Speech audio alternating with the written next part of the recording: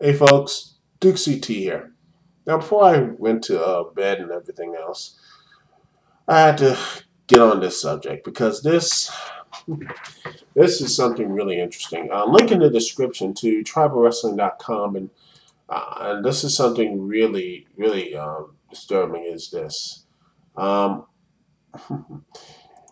their last two pay-per-views before Destination X, their last two pay-per-views, TNA's have Sacrifice and Slammiversary drew basically 8,000 buys apiece.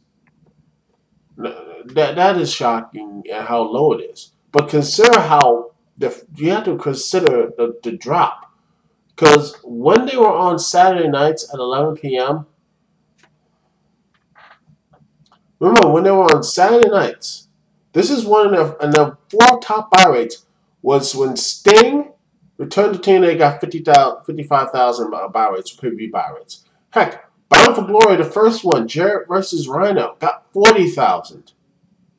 And these two, Final Resolution 2006 and Bound for Glory 1 was on that death slot of Saturday night.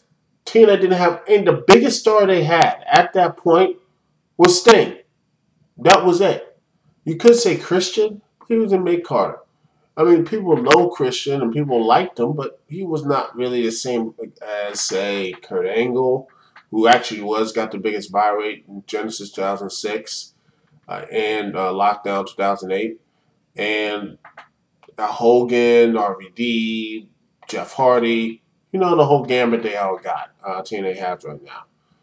I mean, look at this. They were drawing, when Sting's returned to TNA, 2006, Final Resolution, 55,000 buys. People watched that show on in a death slot that was at 11 p.m. on Saturday nights. Back even when they weren't doing those high buy rates, they were in the neighborhood of 25 to 30,000. What does that say, people? What does that say to the fall of this company? This is not only a fall, this is a staggering fall. And the funny thing is, it's not due to streaming either, or legal streams. Like some people have, posted, like, YouTube on it. It's not that. It's because honestly, you look at the article right here. It's basically even there's people who do legal streams. Only like what 5 major websites, like 5 streams across the major live streaming sites. Basically, TNA is not a really viable source. No one wants to watch these shows, and it's amazing how a company that not even if you can get it for free, people will say no. People would rather, seriously, people would rather watch the worst of the WWE, and believe me, there's been bad WWE pay-per-views over the years, than watch TNA. Even right now, when TNA has all these other stuff. TNA has Hulk Hogan, Jeff Hardy, RVD, they have Eric Bischoff, they have Ric Flair, they still have Ric Flair, I know contractually what have you, and that their buy rates are one of the lowest, if not lower. I wouldn't be surprised if Ring of Honor actually outpaced them when they did the whole online pay-per-views. Ring of Honor doing the online pay-per-views. I think they're gonna they have probably already outpaced TNA at this point. It is amazing how a company has fallen so far and with such great talent. I don't know what else to say here. I just found this out about how in the world a company that has just been I really even after all the crap this company has gotten has pulled on us as the wrestling fans and everything else. I mean, now counting all the time Scott Hall, Jeff Hardy this year, the whole mess of the Empire Immortal storylines and everything else. I'm still a fan. I still watch and I still like to see that company succeed some way in some fashion. But this, I'm not really surprised. And I know most of y'all who are watching this are not surprised. If you look at the article or what have you, most people are not surprised by this. And you know why? It's because the product. When you look at, I honestly consider what happened when they first came on television in 2005 and to mid 2006. I personally believe this. I thought that was the uh, best time to be a total nonstop action fan because I loved that part. I loved that era right there. It was just nice. You had a new champion, new face, new look, everything. It felt really good to be. I was like, wow, I really like this company, and then it just fell apart. I think I really thought this company really fell apart when that stupid stuff happened at Slammiversary '06. I was like, this is gonna really hurt this company, and then they had some moments, and they just can't get that positive momentum back. They haven't really, and I truly think they have not gotten that positive momentum back. They showed signs of it in 2009 and '09, but honestly, they haven't really got that any positive momentum. Any positive momentum this company has, it goes away in a millisecond. As evident in the Destination X pay-per-view. People liked it. People liked the pay-per-view. People watched it. They said it was really good. And the next, you had Sting and his army of clowns. The next Impact. It was an embarrassment. How can anyone take this company or anything that seriously? I don't know. I mean, how can you, as a wrestling fan, take this company any seriously? And it's a shame because they have the power to fix it.